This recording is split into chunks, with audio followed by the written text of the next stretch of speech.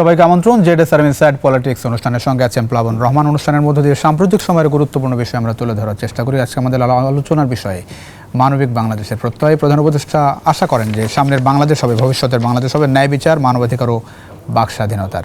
সেটি আসলে কতদূর সে বিষয় দিয়ে শুরু করতে চাই। এখনকার বাংলাদেশের বাস্তবতা কি, রাজনৈতিক বাস্তবতা কি, সামনে নির্বাচন আসলে কতদূর, সংস্কার প্রক্রিয়ার কি বাস্তবতা, সব বিষয় নিয়ে মূলত আমরা আলোচনা করতে চাই। স্টুডিওতে আছেন দুজন গুরুত্বপূর্ণ অতিথি। শুরুতে তাদের সঙ্গে পরিচয় করে দিয়ে আছেন সোহরাব হাসান, যুগ্ম সম্পাদক প্রথম আলো।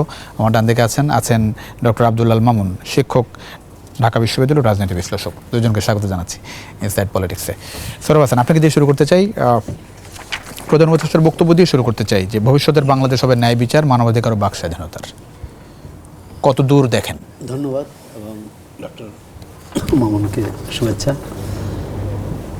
মানে এটি তো চিরায়ত সত্য যে ন্যায় বিচার, মানবিক এবং বাক স্বাধীনতার বাংলাদেশ। গণতন্ত্র থাকলে বাক স্বাধীনতা থাকবে। বাক স্বাধীনতার জন্যই বৈষম্যের বিরুদ্ধে লড়াই করেই কিন্তু গণতন্ত্রের জন্যই বাংলাদেশ স্বাধীনতা এসেছিল, বা এদেশের মানুষ জীবন দিয়ে স্বাধীনতা এনেছে। কিন্তু আমরা স্বাধীনতা ধরে রাখতে পারিনি, অথবা স্বাধীনতা কী সেটি হয়তো বুঝিনি। কারণ 53 বছর পরেও একই জায়গায় আমরা এক ধরনের কী বলে যে ঘুরপাক খাচ্ছি। এই যে প্রশ্নটা, এখানে একটা প্রশ্ন আছে, মানে এই একই জায়গায় 53 বছর পরে ওখানে একই জায়গায় ঘুরপাক খাচ্ছে বাংলাদেশ। সেই অর্থে যদি বলতে হয় যে এই 53 বছর যারা শাসন করেছে তারা নিজেদের যোগ্য হিসাবে প্রমাণ করতে পারেনি, নিজেদের পরমত সহিষ্ণু প্রমাণ করতে পারেনি, নিজেদের গণতান্ত্রিক হিসাবে প্রমাণ করতে পারেনি, যে কারণে বারবার এই গণ অভ্যুত্থান হয়, অথবা সামরিক শাসন হয়, অথবা সামরিক হস্তক্ষেপ হয়। এটার পরিণতি ধরেন, এই যে আমাদের বাংলাদেশ তো রাজনৈতিক বাস্তবতা, নির্বাচন প্রক্রিয়া, এগুলো তো ঘাত প্রতিঘাতের মধ্যে দিয়ে গেছে। প্রত্যেকটা জায়গায় বাধাগ্রস্ত হয়েছে। ধরেন 75-এর এক বাস্তবতা, জিয়া রহমানের এক বাস্তবতা, এরশাদের এক বাস্তবতা, শেষমেশ 91 সাল থেকে একরকম গণতান্ত্রিক ধারার অব্যাহত যাত্রা শুরু হয় বাংলাদেশের। আবার 2007-08 আবারও সেনা সমর্থিত তত্ত্বাবধায়ক সরকার আসে 2 বছর। তারপরে টানা 15 বছর একরকম শাসন দেখলেন। পরিণতি তো আসলে সবারই জানা, তারপরেও কেন আসলে মানে বদলায় না? আমরা না, এখনও বদলায় না, কিন্তু মানুষ কিন্তু খুবই আশাবাদী। বাংলাদেশের মানুষ খুবই গণতান্ত্রিক। এ কারণেই কিন্তু বারবার তার অভিপ্রায় ব্যক্ত করে তার ভোটের মাধ্যমে, নির্বাচনের মাধ্যমে, এবং একটি ভালো, উন্নত, সমৃদ্ধ এবং শান্তিপূর্ণ বাংলাদেশ চায়। কিন্তু যাদের হাতে এই পতাকা ভার দেয়া হয়, তারা সেই পতাকার ভার হয় বহন করতে পারেন না, অথবা তারা মানে জনগণের প্রতি যে অঙ্গীকার সেটি ভুলে যান। বিষয়টি হচ্ছে যে গণতন্ত্র হচ্ছে সবাইকে নিয়ে চলা। তা আমরা দেখেছি গত 15 বছরে সবাইকে নিয়ে চলা, বরং কিভাবে বন্ধুকে শত্রু করা যায়, কাছের লোককে দূরে ঠেলা যায়, এবং যেই মত প্রকাশের স্বাধীনতা, প্রধান উপদেষ্টা যে কথাটি বলেছেন, যেই মতের বিরোধিতা করেছেন, যেই দ্বিমত প্রকাশ করেছেন, তাকেই জাতির দেশের শত্রু হিসেবে চিহ্নিত করা, মানে এটি হচ্ছে আত্মঘাতী কাজ। এটি আমরা সব সরকারে আমলেই কিন্তু দেখেছি। এটা যখন আওয়ামী লীগ ক্ষমতায় বিএনপিকে এইভাবে অভিহিত করে, বিএনপি যখন ক্ষমতায় আওয়ামী লীগকে এইভাবে অভিহিত করে। কিন্তু জনগণ কী চায়? জনগণ কিন্তু জনগণের মৌলিক যে অধিকার, প্রথমত হচ্ছে তার অন্ন, বস্ত্র, শিক্ষা, স্বাস্থ্য সেবা, বাসস্থানের অধিকার, সেটি কতভাগ মানুষের নিশ্চিত হয়েছে বাংলাদেশে। দ্বিতীয় হচ্ছে যে মত প্রকাশের স্বাধীনতা। আমি কথা বলতে পারবো, আমি সমাবেশ করতে পারবো, আমি জনগণের পক্ষে আমার মত প্রকাশ করব, আমার দর্শন বা আমার চিন্তা সেটি প্রকাশ করব। সেক্ষেত্রে রাষ্ট্র ক্ষমতার কাছ থেকে বাধা আসে। আবার যেটি আপনি বলছিলেন, খুবই এটি কি বলে কৌতূহলপ্রদ। বিরোধী দলে থাকলে কিন্তু আমরা সবাই গণতন্ত্রী হয়ে যায়, এবং নিজেকে মানে সাচ্চা গণতন্ত্র হিসেবে প্রমাণ করার জন্য সব ক্ষেত্রে আপনারা সেটা মিডিয়া বলেন এবং অন্য অন্য ক্ষেত্রে বলেন, কিন্তু ক্ষমতায় যাওয়ার পরেই তাদের অবস্থান, তাদের চরিত্র, তাদের মনোভাব সম্পূর্ণ বদলে যায়। এই যে সরকারে থাকতে এক ধরনের অবস্থান, বিরোধী দলে গেলে আরেক ধরনের অবস্থান, আবার এই দুই পক্ষ একসঙ্গে বসে যে কর্মসম্পর্ক তৈরি করা দরকার, যে একসঙ্গে বসে দেশের ভালো মন্দ বিচার করা দরকার, সামনে মানুষকে এগিয়ে নেবে কীভাবে, দেশকে এগিয়ে নেবে কীভাবে, এই ব্যাপারে যে একমত হওয়া প্রয়োজন। দ্বিমত হওয়ার জন্য একমত হতে পারেন না তারা। সুতরাং এক ধরনের আমরা তো অরাজক অবস্থা কাটিয়ে এসেছি, এখন সামনে কি হয় দেখা যায়। অনেক ধন্যবাদ। আব্দুল মামুন, যেটি বললেন শেষ লাইন দিয়ে একটু শুরু করতে চাই, আমরা আসলে মানে আচরণগত পার্থক্য দেখা যায়, বিরোধী দলে থাকলে একরকম, সরকারি দলে থাকলে একরকম। বিরোধী দলে থাকলে বেশি গণতান্ত্রিক হয়ে ওঠে দলগুলো। কেন আসলে মানে এই বাস্তবতা তৈরি হয়? ক্ষমতায় গেলে একরকম, ক্ষমতায় না থাকলে একরকম। প্লাবন, ধন্যবাদ। ধন্যবাদ। আজকে আসলে যে অনুষ্ঠানে ডক্টর ইউনূস এই বক্তব্য দিয়েছেন, ওখানে আমি আমার উপস্থিত থাকার সৌভাগ্য হয়েছিল। উনি একটা আসলে কনটেক্সট বলেছেন, ওখানে দুটো মেসেজ বোধহয় আমি যদি শেষে বলি তখন এই মেসেজটা আপনার প্রশ্নটা স্পেসিফিক উত্তর হবে। উনি যেটা যখন শুরু করলেন যে স্টুডেন্টদের নতুন মুভমেন্ট, নতুন বাংলাদেশ, সেটাতে আপনাদেরকে স্বাগতম। এবং উনি দুটো জায়গায় বোধহয় একটু রেফারেন্স দিলে অডিয়েন্সের জন্য বুঝতে সুবিধা হবে। উনি একটা গ্রাফিতির কথাটা বলেছেন যে কেমন বাংলাদেশ চাই, এটি আসলে যদি দেয়াল চিত্র যে সারা ঢাকা সহ সারা দেশে তরুণরা এঁকেছে, সেখান থেকে আমরা কেমন বাংলাদেশ ভবিষ্যতে চাই সেটি বেরিয়ে আসবে। এরপরে উনি বলেছেন যে ন্যায় বিচার, মানবাধিকার এবং বাক স্বাধীনতা। তারপরে উনি বললেন যে এটা আমরা করতে পারি কঠোর পরিশ্রম এবং আমাদের উইল ফোর্সের মাধ্যমে, অর্থাৎ অনেক হার্ড ওয়ার্ক অ্যান্ড উইল ফোর্সের কথা বলছেন আমি, আমাদের মনোবলের মাধ্যমে। আর এই বক্তব্যে কেমন ওই প্রবলেমটা ছিল সেটি তো ছিল না, বাট যে প্রশ্নটা আপনি করলেন এটি খুবই প্রাসঙ্গিক যে আমরা কেন পারলাম না। দেখুন, আরেকভাবে যদি দেখি, যেটি বললেন দুটো প্রেক্ষিতে, তো আজকের বক্তব্যের প্রেক্ষিতে যদি থিওরিটিক্যালি দেখি, তাহলে আসলে উনি একটা ওয়েস্টার্ন মডেল ডেমোক্রেসির কথা বলেছেন, যে পশ্চিমা গণতন্ত্রের যে রূপ, যেখানে ন্যায় বিচার থাকবে, যেখানে মানবাধিকার থাকবে, বাক স্বাধীনতা থাকবে। উনি আরো একটা জিনিস বলছেন যে কাউরে শাস্তি থাকবে না, বিচার স্বচ্ছ, এই কথাগুলো উনি বলেছেন। বেসিক্যালি উনি ওয়েস্টার্ন ডেমোক্রেসি একটা অবয়ব তুলে ধরার চেষ্টা করেছেন। বাংলাদেশের স্বপ্ন প্রত্যেকটা মানুষই আসলে চায়। কিন্তু আমরা তো যেটা সৌরভ ভাই বললেন যে আমরা আসলে 53 বছরে তো ওয়েস্টার্ন ডেমোক্রেসির কাছাকাছি যেতে পারিনি, আমরা একটা মিনিমাম ডেমোক্রেসিতে গিয়েছিলাম, যেটি হচ্ছে ডেমোক্রেসিতে ন্যূনতম ভোটটাই তো মানুষ আসলে দিতে পারে। জি, ভোটাধিকার অন্যান্য হিসেবে গেলাম, গোমের শিকার হচ্ছে মানুষ। এবং আরো একটা জিনিস যে ইভেন ইলেকট্রাল ডেমোক্রেসি বলি, ওয়েস্টার্ন ডেমোক্রেসিতে বলি, মত প্রকাশের স্বাধীনতা দিয়ে কিন্তু গণতন্ত্রের শুরু। গ্রিক রাষ্ট্রে যে মানুষ কথা বলবে, তারপরে কনসেনসাস তৈরি হবে, তার ভিত্তিতে তার পার্টি আইডিওলজিতে মানুষ আসবে, এরপরে ভোট দেবে। আমাদের এখানে যেটা হলো যে 50 বছরে আমার মনে হয় তিনটি জিনিস গুরুত্বপূর্ণ আমি মনে করি যে কেন এটা হলো না। একটা হচ্ছে যে রাজনৈতিক পরিশীলতার চর্চাটা হয়নি, কারণ আমরা জানি থার্ড ওয়ার্ল্ড কান্ট্রিগুলোতে সবসময় রাজনীতি এবং দুর্বৃত্তায়ন, রাজনীতি কেন্দ্রিক অর্থ উপার্জন, রাজনীতি কেন্দ্রিক ক্ষমতার প্রদর্শন, এটি একটি কমন ফিনোমেনা সব থার্ড ওয়ার্ল্ড কান্ট্রিতে। ওই ট্রান্সফরমেশনটা আমাদের এখানে হয়নি। দ্বিতীয়ত হচ্ছে যে পার্টির মধ্যে আমাদের এখানে গণতন্ত্র আসলে গণতন্ত্র হয়নি, কিছুটা পরিবারতন্ত্র বা অনেক ক্ষেত্রে পরিবারতন্ত্র, আর অনেক ক্ষেত্রে আমরা পার্টির যে নেতৃত্ব দীর্ঘদিন থাকার কথাটা মেনে নিই। তাহলে একদিকে হচ্ছে দুর্বৃত্তের রাজনীতির তোষণ বা পোষণ, 2 নম্বর হচ্ছে যে পার্টির মধ্যে গণতন্ত্রহীনতা, 3 নম্বর যে জিনিসটি হয়েছে যে পার্টির মধ্যে গণতন্ত্রহীনতার কারণে যে সেখানে যে নেতৃবৃন্দ নেতৃত্বে থাকবেন তার সিগনেচার বা তার উইল ফোর্সের কমিটি, ওটাকে একটু যোগ করে নিলাম। আর তৃতীয় যে বিষয়টি সেটি হচ্ছে যে রাজনীতি মানব কল্যাণের জন্য, রাজনীতি সেবার জন্য, রাজনীতি এক ধরনের রেকগনিশন বা নিজের নেতা হওয়ার জন্য, কিন্তু রাজনীতি যে অর্থনৈতিক উপার্জনের হাতিয়ার নয়, সেটি আমাদের দেশে পুরো উল্টোটা।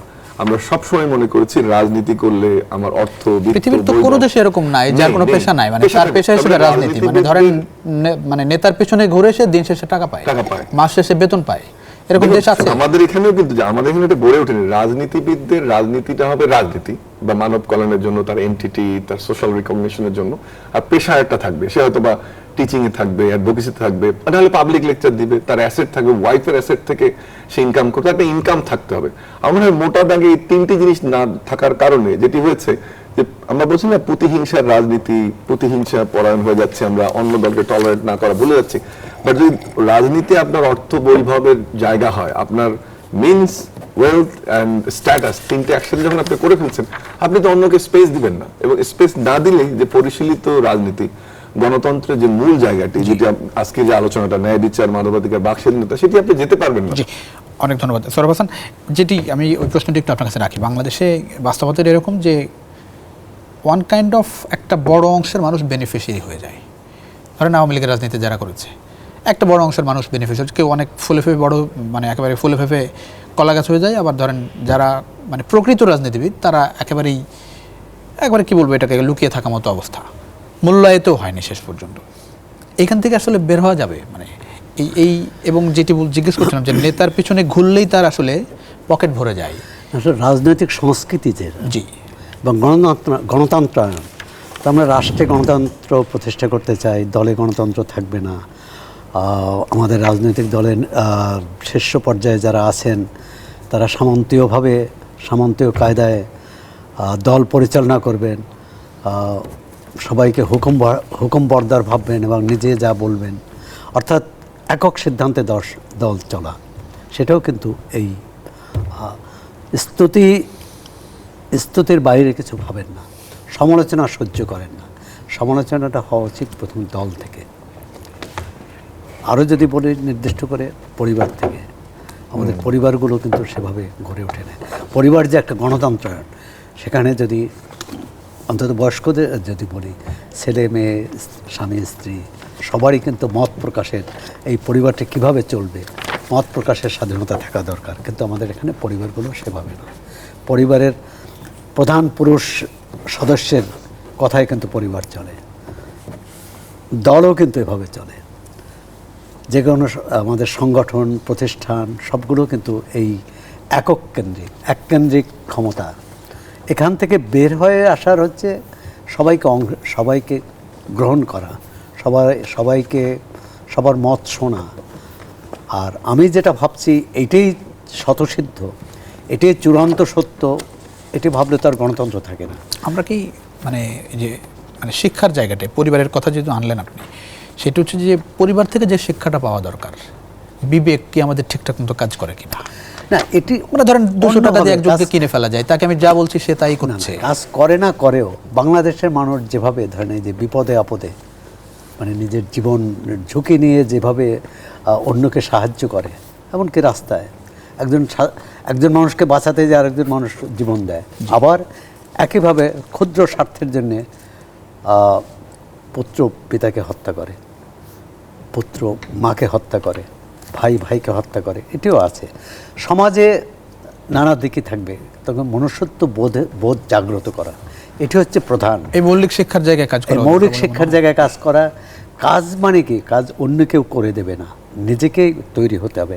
আবার সামগ্রিক একটা পরিবেশটা থাকতে হবে তার পক্ষে। এখন যেটা বলে যে একসময় তো বলা হতো যে চিহ্নিত করতো এই গ্রামে বা পাড়ায় বা এই মহল্লায় যে কোন লোকটা চুরি করে দুর্নীতি করে বড়লোক হয়েছে ঘুষ খেয়ে, তাকে মানুষ বলতো যে এই বাড়িটা তার। আর এখন ওই বাড়িই যদি কি বলে নিয়ম হয়ে যায়, তাহলে যে গরিব থাকে, যে সৎ থাকে, সেই কিন্তু প্রান্তিক হয়ে পড়ে, যেটি হওয়া উচিত না।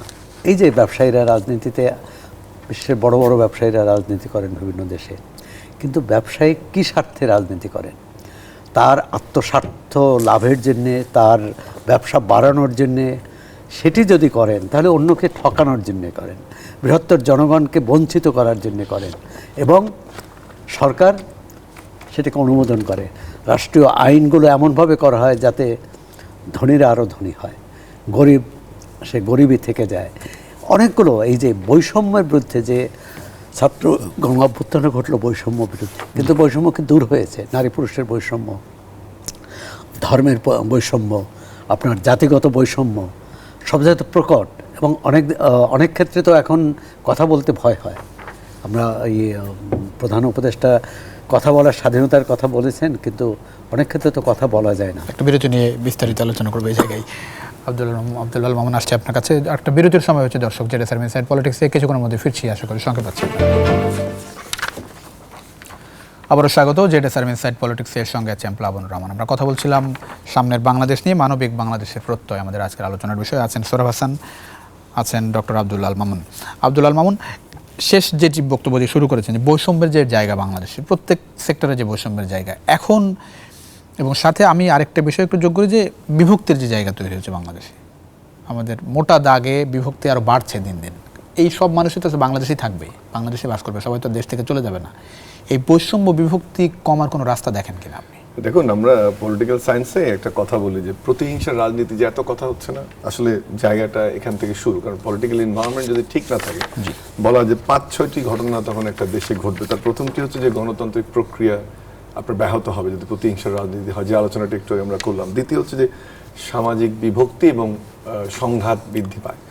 তৃতীয় যে বিষয়টি হয় যে প্রশাসনিক এবং রাষ্ট্রীয় অস্থিরতা তৈরি হয় যদি এরকম বিভক্তির রাজনীতি থাকে। চতুর্থ যেটা বলি আমরা, যে আইনের শাসন অত্যন্ত দুর্বল হয়ে পড়ে। আর আরেকটি বিষয় হচ্ছে যে উন্নয়নের যে কথা বলছি আমরা, ইকুয়াল ডেভেলপমেন্ট পলিসি ইমপ্লিমেন্ট করা, সেটাতে ক্ষতিগ্রস্ত হয়। আরেকটি হচ্ছে দেশীয় এবং আন্তর্জাতিক পরিমণ্ডলেও কিন্তু বিরূপ প্রভাব পড়ে এটা সম্পর্ক বিনির্মাণের ক্ষেত্রে। তাহলে প্রতিহিংসার রাজনীতি থেকে যদি আমরা বেরোতে না পারি, তাহলে বৈষম্য সমাজ বলি, বিচার বিভাগ বলি, আন্তর্জাতিক সম্পর্ক বলি, আমাদের সামাজিক স্থিতিশীলতা বা বিভক্ত সমাজের কথা, সবকিছু কিন্তু এই পলিটিক্যাল এনভায়রনমেন্টের সঙ্গে জড়িত। কারণ মানুষ পলিটিক্যাল এলিমেন্ট, আমরা সেদিকে যাই। আর দ্বিতীয় যে আরেকটি জিনিস, যে আমরা যে বৈষম্য থেকে কেন বেরোতে পারলাম না, দেখেন আমরা আমাদের যতগুলো পঞ্চবার্ষিক পরিকল্পনা নেওয়া হয়েছে, প্রত্যেকটা সময় কিন্তু প্রিয়াম্বলে আমরা ঠিকই লিখেছি যে এই বৈষম্য দূর করতে হবে, এত % টার্গেট, এটা আমরা কমাতে চাই, দারিদ্রতার হার আমরা কমাবো। আমরা কি সেই লক্ষ্যগুলো পূরণ করতে পেরেছি? সম্ভবত পারিনি। আর তৃতীয় আরেকটি জিনিস, যে আমাদের যে ডেভেলপমেন্ট এজেন্ডা সামনে ছিল সবসময়, সেটি কি সব ইনক্লুসিভ ডেভেলপমেন্টের কথা আমরা বলেছি, কিন্তু ডেভেলপমেন্ট কি ইনক্লুসিভ হয়েছে? আমাদের এখানে দিন দিন বৈষম্য আরও বেড়েছে। যদিও ক্রুড পভার্টি আমাদের কমেছে, বাট ওভারঅল পভার্টির থেকে কিন্তু আমরা বেরোতে পারিনি। এটির কারণ হচ্ছে যে সম্পদের সুষম বন্টন বোধহয় কখনো আমাদের এখানে হয়নি, যে আমরা সম্পদকে সুষম বন্টন করতে পারিনি। আমাদের যে এডুকেশনাল ডেভেলপমেন্ট, হেলথ সেক্টরের ডেভেলপমেন্ট, আমাদের যে কোনো সেক্টরের ডেভেলপমেন্ট কিন্তু দেখবেন যে যারা সলভেন্ট ক্লাস বা যারা সচ্ছল জনগোষ্ঠী, তাদেরকে আমরা বেশি সুযোগ সুবিধা প্রোভাইড করেছি। কিন্তু যারা পিছিয়ে পড়া মানুষ, তাদের ক্ষেত্রে কিন্তু রাষ্ট্রীয় পরিকল্পনা বা সামাজিক সেফটিনেট প্রোগ্রাম বা সামাজিক পরিকল্পনায় তারা সেভাবে আসেনি। তারই কিন্তু একটা কালমিনেটেড ইফেক্ট ছিল এবারের এই বৈষম্য বিরোধী আন্দোলন। কারণ যেভাবে আন্দোলনটা শুরু হলো কোটার থেকে, কিন্তু অটোমেটিক্যালি গিয়ে এই জিনিসটা যেটা হলো যে রাষ্ট্রীয় এবং সামাজিক বৈষম্যের জায়গাটা দূর করতে হবে। দ্বিতীয় যে জিনিসটি, যে আমাদের বৈষম্য দূর করতে গেলে তো শহর এবং গ্রামের দূরত্ব ঘোচাতে হবে। আপনার যেখানে মানুষের বিভেদ বন্ধ হবে কিভাবে? এই যে প্রতিহিংসার কথা যেটা বললেন, সেটা বন্ধ হবে কিভাবে? সেটা আমাদের রাজনীতিতে যে বিভেদ বিভক্তি আছে, জি আছে, সেটি তো অদূর ভবিষ্যতে কি দেখেন? না, আমি তাহলে একটু একটা সমাজবিজ্ঞানী একটা ব্যাখ্যা যদি আপনি সুযোগ দেন আমাকে দেওয়ার জন্য। দেখুন, আমরা বলি যে একটা সমাজে যখন আপনি বাস করবেন, মোটা দাগে 3টি জিনিসের মধ্যে আসলে মানুষের ব্যবহার নির্ধারিত হয় এবং মানুষ সামনের দিকে এগোয় একজন সামাজিক প্রাণী হিসেবে। প্রথমটি হচ্ছে যে আপনার নর্মস, আপনার ব্যবহারের মানদণ্ড। আপনি সালাম দিবেন কাউকে, কাউকে বসবেন, শিক্ষক উঠে দাঁড়াবেন, বড় ভাইকে শ্রদ্ধা করবেন, বড়রা ছোটকে স্নেহ করবে। দ্বিতীয়টি হচ্ছে মূল্যবোধ বা ভ্যালুজ বলি আমরা, যেটি তৈরি হয় আপনার ধর্ম, আপনার শিক্ষা প্রতিষ্ঠানের শিক্ষা, সবগুলো মিলে একটা মূল্যবোধ তৈরি হয়। তৃতীয় যে জিনিসটি, সেটা হচ্ছে সোশ্যালাইজেশন বা সামাজিকীকরণ। আপনি দোলনা থেকে মৃত্যু পর্যন্ত প্রত্যেকটি সময় আপনি শিখছেন। এখন যদি 3টাকে একসাথে করে আমরা দেখি, তাহলে আমাদের ভ্যালু সিস্টেম আমরা তৈরি করতে পারিনি। আমরা নর্মস যেগুলো আমরা দেখতাম, যেভাবে আমাদের বাঙালি নর্মস, বাংলা জাতীয়তাবাদকে নিয়ে বা বাংলাদেশি নর্মস, সেটা আমরা ঠিকভাবে গড়ে তুলতে পারছি না। আর কোন প্রক্রিয়া আমরা সামাজিকীকরণটা ঘটছে বা আমরা সোশ্যালাইজেশনটা হচ্ছে, আমরা দেখছি যে আমরা কীভাবে বড় লোক হব, কীভাবে অন্যকে ঠকাবো, কীভাবে অন্যকে বঞ্চিত করব। তো যখন আপনার এই মানসিকতা থাকবে, তা আপনার ব্যক্তি চরিত্র যদি ঠিক না হয় এবং আপনার যদি ব্যক্তি চরিত্র এমন হয় যে আপনার ভোগবিলাসী ব্যক্তি চরিত্র, অন্যকে আপনি বঞ্চিত করে ভোগবিলাস করবেন, তাহলে আপনার মিনিমাম বৈষম্যের জায়গাটা কিন্তু আসবে না। ব্যবহারের পরিবর্তন না হলে পরিবর্তনটা করা যাবে না। আমরা তাহলে আমরা আসলে কি করছি, কেমন জাতি হিসেবে বেড়ে উঠছি আসলে? না, স্বপ্ন এবং পুরোটাই হতাশার কথা। স্বপ্ন ও বাস্তবের মধ্যে তো ফারাক থাকে, কিন্তু স্বপ্নকে পূরণ করা, স্বপ্নকে বাস্তবে রূপ দেওয়ার, আমি একটু এটার সাথে একটু সমসাময়িক যে আইন শৃঙ্খলার যে বাস্তবতা দেখছেন, সেই জায়গাটা একটু আপনার চোখ দিয়ে দেখতে চাই। আলটিমেটলি যে অন্তর্বর্তী সরকার 3 মাস, জি 100 দিন পার হলো, 100 দিন পার হলো। এই সরকার যখন ক্ষমতায় আসে মানুষের মধ্যে প্রচণ্ড আশাবাদ যে সরকার বিগত সরকারে আমলে যে অনাচার ছিল, যে দুর্বৃত্তায়ন ছিল, যে দুর্নীতি ছিল, যে চুরি ঘুষ রাজনৈতিক প্রতিহিংসা ছিল, এগুলো থাকবে না। এখন আমরা নতুন করে শুরু করেছি যাত্রা। ছাত্ররা এই আন্দোলনের নেতৃত্ব দিয়েছে, অন্তর্বর্তী সরকার ব্যবস্থাপনার দায়িত্বে, এবং রাজনৈতিক দলগুলো সক্রিয় যারা, তারা এক ধরনের এদের প্রতি সমর্থন দিয়ে যাচ্ছে। অর্থাৎ আমরা একসঙ্গে এগোতে চাই, কিন্তু এই একসঙ্গেটার মধ্যেও কোথায় জানে তাল হারিয়ে যাচ্ছে। আমরা ক্ষমতার নানা ভরকেন্দ্র দেখছি। একটা হচ্ছে অন্তর্বর্তী সরকার, সরকার যে কাঠামো, একটা হচ্ছে ছাত্র নেতৃত্ব, রাজনৈতিক দল। প্রথমত হচ্ছে এই তিন পক্ষের সুসমন্বিত, সুবিন্যস্ত এবং সুপরিকল্পিতভাবে যদি দেশের যে কোনো বিষয়ে কর্মসূচি নেওয়া যায় এবং সেটি বাস্তবায়নে সবাই আন্তরিক নিষ্ঠাবান থাকে, তাহলে সেই আশাবাদটা জিয়ে রাখা সহজ হয়। কিন্তু আমরা দেখলাম অন্য বিষয় বাদ দিন, এই যে ছাত্র গণ অভ্যুত্থানে কতজন মারা গেলেন তার পূর্ণাঙ্গ তালিকা কি পাওয়ার দাবিদার নয়? যা জনগণ জানতে চাইতে পারে না, কিন্তু এই তালিকাটা হয়নি। কতজন আহত হয়েছে তাদের, এবং আহতদের চিকিৎসার জন্য রাস্তায় নামতে হয়েছে। আহতরা ক্রাশ নিয়ে রাস্তায় অবরোধ করেছে, তারপর উপদেষ্টাদের চৈতন্যোদয় হয়েছে।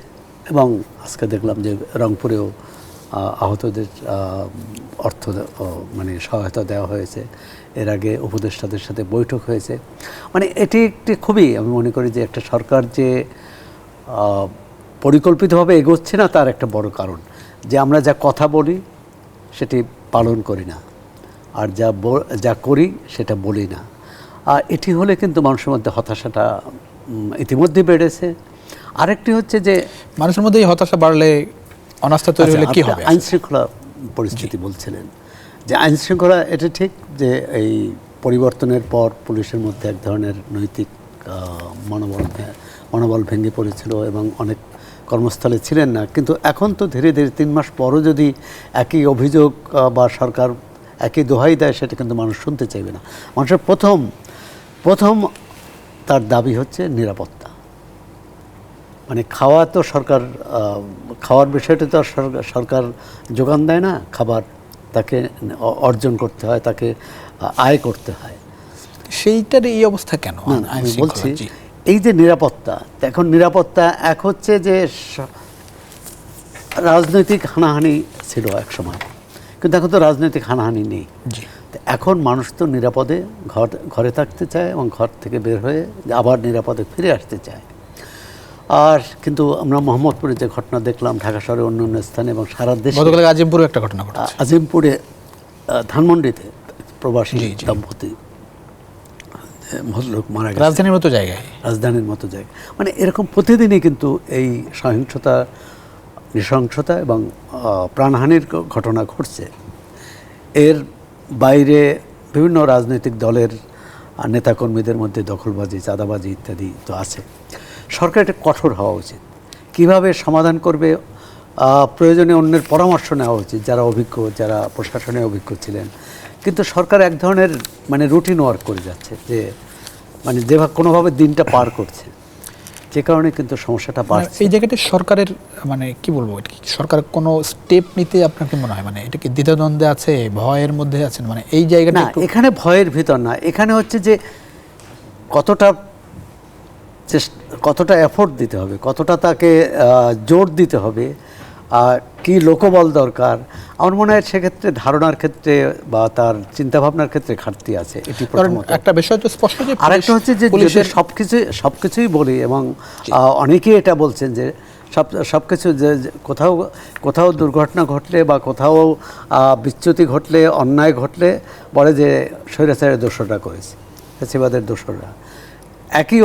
একই দোহাই কিন্তু আওয়ামী লীগ দিত যে বিএনপি, জামাত, শিবির এসব করছে।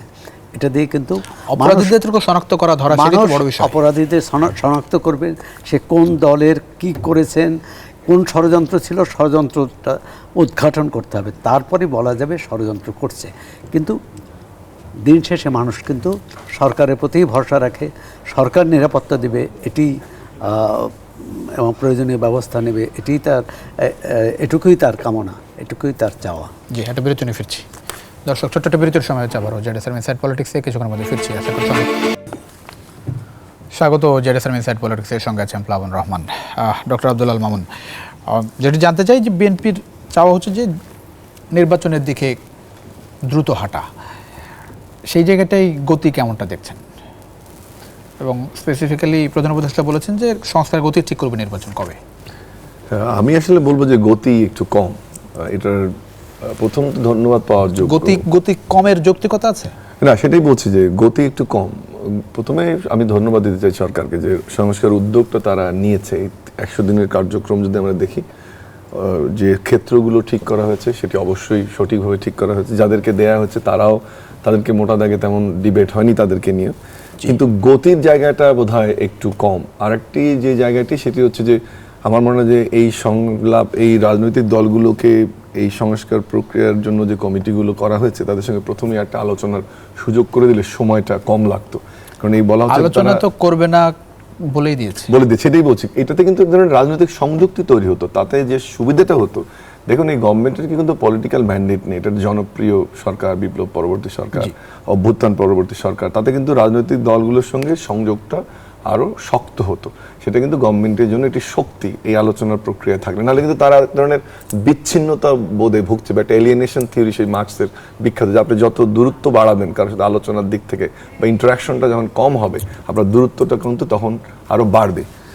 সেক্ষেত্রে এই যেটা দেখছি যে প্রথমে একটা প্রস্তাব তারা দেবে, সেটা আবার সরকার নিয়ে আলোচনা করবে, দীর্ঘ প্রক্রিয়া। 1, 2 হচ্ছে যে ধরে নিলাম যে নির্বাচন কমিশন, আপনি বলছেন যে 3 মাসের মধ্যে সংলাপটা হয়ে গেলে ভালো হতো, একটা আলাদা কমিটি তারা নিজেদের মতো করে করতো, তারপরে ফাইনালি গভর্নমেন্ট সবগুলো নিয়ে আলোচনা, গতিটা বোঝা যায়। এই ধরনের একটা দীর্ঘসূত্রিতার প্রক্রিয়া এখানে আছে। আর 2 হচ্ছে যে 3 মাস একেবারে অল্প সময়, আবার কম সময় না, 3 মাসে কিন্তু তত্ত্বাবধায়ক সরকার ইলেকশন করে দেখিয়েছে সফলভাবে নির্বাচন করা যায়, অনেকগুলো কাজ করে। সেখানে কিন্তু আবারও বলবো যে গতিটা একটু কম। এখন এই গতি কম হলেও তাহলে এটাকে গভর্নমেন্ট, রাজনৈতিক দলগুলোতে কনফিডেন্সে তো আনতে হবে আপনাকে। আপনার যে দলগুলো ক্রিয়াশীল, তার একটা পদ্ধতি হতে পারতো যে আলোচনা, সেটি আমরা দেখেছি যে 2 বা 3 রাউন্ডে যে আলোচনা অত্যন্ত সংক্ষিপ্ত, এবং আমার মনে হয় ইফেক্টিভ আলোচনা কতটুকু হয়েছে সেটা সন্দেহ থেকে যায়। 2 হচ্ছে যে রোড ম্যাপটা দিলেও কিন্তু এই গতিটা বাড়বে বলে আমার মনে হয় যে রোড ম্যাপটার কথা চিন্তা করা উচিত। অনেক ধন্যবাদ। সৌরভ হাসান। ধন্যবাদ। মানে আমি একটু যদি নির্বাচনের নিয়ে সরকারের পরিকল্পনা, রোডম্যাপ দিতে কোন সমস্যা কোথায়? সংস্কার প্রস্তাব ইত্যাদি, না রোডম্যাপ দেওয়ার বিষয়টি পরে আসি। প্রথমত সংস্কারটা কার জন্যে? সংস্কারটা রাষ্ট্র পরিচালনার জন্যে, এবং রাষ্ট্র পরিচালনা করবেন কারা? রাজনীতিকরাই করবেন। এক রাজনৈতিক গোষ্ঠী তারা ব্যর্থ হয়েছে, তারা সংস্কারের জায়গায় কর্তৃত্ববাদ প্রতিষ্ঠা করেছে, গণতন্ত্র হরণ করেছে, এবং ছাত্র গণ অভ্যুত্থানে তাদের বিদায় নিতে হয়েছে। অন্য যে রাজনৈতিক দলগুলো আছে তাদের সাথেই তাদের এই সরকারের আলোচনা। এখন এই 2 পক্ষের অভিপ্রায়টা কাছাকাছি আসতে হবে।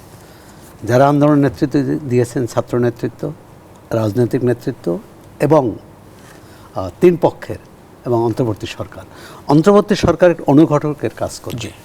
এখন সেখানে অন্তর্বর্তী সরকার নিজে যদি একটি পক্ষ হয়ে যায়, অর্থাৎ আমি আমার মতো করে সংস্কার করব, রাজনৈতিক দল কি চিন্তা ভাবনা করছে সেটা তাদের ব্যাপার। সেরকম মনে হচ্ছে?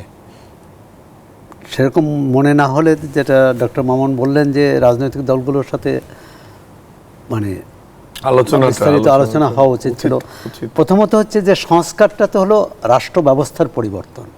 আবার ছাত্র নেতৃত্বের পক্ষ থেকে যে দাবিগুলো উঠেছে যে পুরো স্বৈরতান্ত্রিক ব্যবস্থা থেকে গণতান্ত্রিক ব্যবস্থায় ফিরে যাওয়া, মূল কথা হচ্ছে এই ব্যাপারে তো 3 পক্ষ সম্ভবত একমত যে সংস্কার প্রয়োজন, স্বৈরতান্ত্রিক ব্যবস্থার যাতে ফিরে না আসে। তো ফিরে না আসার ক্ষেত্রে যে সব পথ আছে সেই পথগুলো বন্ধ করতে হবে। সংস্কারের চেয়েও এটি কিন্তু গুরুত্বপূর্ণ, যে যাতে আরেকজন স্বৈরশাসক তৈরি না হয়। এখন সেটি বন্ধ করা যাবে কি করে? আবার যে আমরা এতক্ষণ কথা বললাম মানব চরিত্র, মানুষের যে তার চরিত্র বৈশিষ্ট্য ইত্যাদি, আর সেটি কিন্তু মানুষের প্রতি বিশ্বাসী রাখতে হবে। একটা বিষয় যে মানুষকে যদি ক্ষমতা দেওয়া হয় যে বাছাই করার, বা অর্থাৎ নির্বাচন, তাহলে তারা বাছাই করে নেবে, মিস্টার ক কে নেবে না খ কে নেবে। একটা প্রশ্ন করি, সেটা হচ্ছে যে সরকারের উপর কোনো রকম চাপ দেখেন কিনা নির্বাচনের? এর মধ্যে একজন উপদেষ্টা বলেছিলেন যে খুব বেশি চাপ নেই সরকারের। না, চাপ তো আছেই।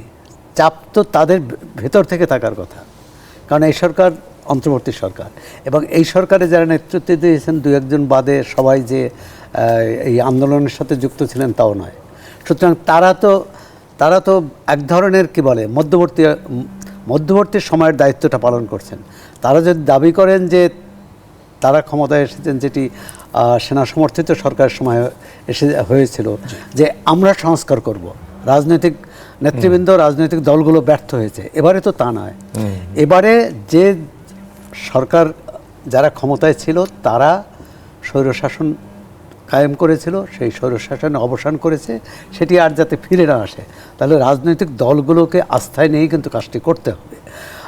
এখন করা উচিত, এখন কি দলগুলোর সঙ্গে আবার বসা উচিত বলে মনে হয়? না, যে অবস্থা, আইন শৃঙ্খলা, দ্রব্যমূল্য সবকিছু আমি তো মনে করি নিয়মিত তাদের সাথে আলোচনা হওয়া উচিত, সংলাপ হওয়া উচিত, এবং শুধু সংস্কার প্রস্তাব না, দৈনন্দিন তার রাজনীতি, তার দৈনন্দিন কার্যক্রম পরিচালনার জন্য, প্রশাসন পরিচালনার জন্য, কারণ রাজনৈতিক দলগুলোর অনেক অভিজ্ঞতা আছে। এই সরকারের দু একজন ছাড়া কারো অভিজ্ঞতা নেই। সুতরাং তাদের এই ঘাটতিটা স্বীকার করে তারপর কাজ করতে হবে। আর যদি মনে করেন যে আমরাই সব পারবো, তাহলে কিন্তু এই যে অব্যবস্থা, ঘাটতি এবং দুর্বলতা আমরা দেখতে থাকি। এগুলো উপলব্ধি করছে সরকার বলে মনে হয় এখন 10 সেকেন্ড? হ্যাঁ, না, আমার মনে হয় না, এটা আর একটু উপলব্ধি করতে হবে। এবং যেটা সৌরভ ভাই বললেন, আমি মনে করি যে অবশ্যই সরকারকে রাজনৈতিক দলগুলোর সঙ্গে সংযুক্তি বাড়াতে হবে, আলোচনা করতে, তাহলে কিন্তু দেখবেন যে সবখানে এই আমাদের দ্রব্যমূল্য কমানোর জন্য ফড়িয়া ঠিক করা, সামাজিক স্থিতিশীলতা, নিরাপত্তা, এই প্রত্যেকটি জায়গায় আমি মনে করি এই কন্ডিশনটা ইমপ্রুভ করবে যদি রাজনৈতিক দলগুলোর সরকারের সাথে সংযুক্তি বাড়ে এবং রেগুলার আলোচনার মধ্যে থাকে। জি, অনেক ধন্যবাদ। এই হচ্ছে সৌরভ হাসান, ডক্টর আব্দুল আল মামুন, দুজনকে অসংখ্য ধন্যবাদ এই রাতে আপনার মূল্যবান সময় দেওয়ার জন্য। দর্শক, এই ছিল আজকের ইনসাইড পলিটিক্সে। আশা করি সরকার মানুষের এই ভয়েসটা শুনবে এবং প্রত্যাশা অনুযায়ী সামনের নির্বাচনের দিকে এগোবে। অনেক ধন্যবাদ আমাদের সঙ্গে থাকার জন্য।